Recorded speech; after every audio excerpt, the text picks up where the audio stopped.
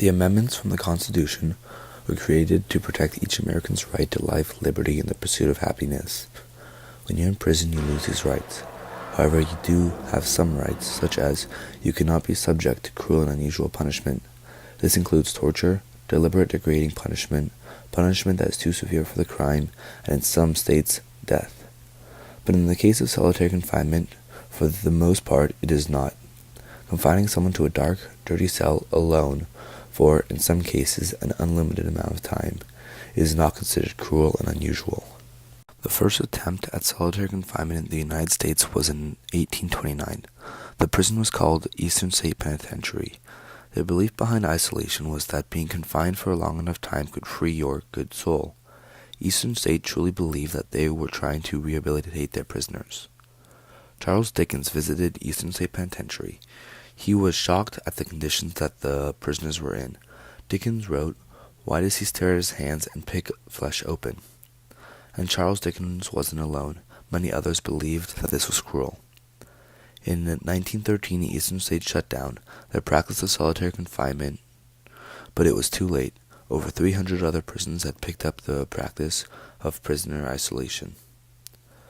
Eastern State Penitentiary is now a museum. In the 1990s, the building booming of supermax or control unit prisons begins.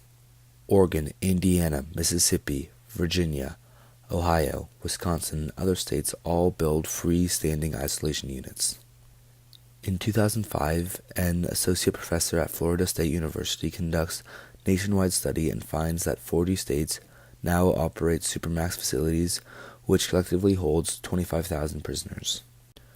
Numerous studies have documented the harmful psychology effects of long-term solitary confinement, which can produce debilitating symptoms such as visual and auditorial hallucinations, hypersensitivity to noise and touch, insomnia and paranoia, uncontrollable feeling of rage and fear, distortions of time and perception, increased risk of suicide, and post-traumatic stress disorder, PTSD. These effects are magnified for two particular vulnerable populations: juveniles, whose brains are still developing, and people with mental health issues, who are estimated to make up 1/3 of all prisoners in isolation.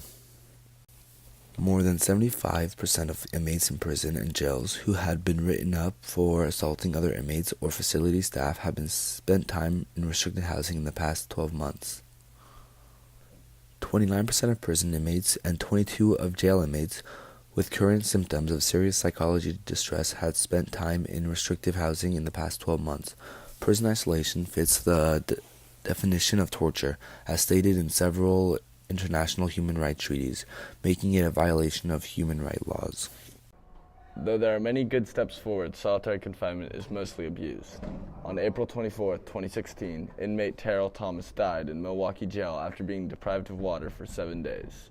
Terrell was arrested on April 15, 2016 on charges that he shot a man and later fired 2 gunshots inside the Potawatomi Hotel and casino.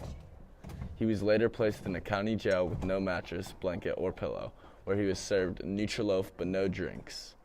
Other inmates told correction officers that he needed water because Mr. Thomas could not advocate for himself because he was dealing with a mental health crisis with his bipolar disorder. Officers treated his mental illness like a behavioral problem. So the question remains, what is a more humane punishment for prisoners who misbehave?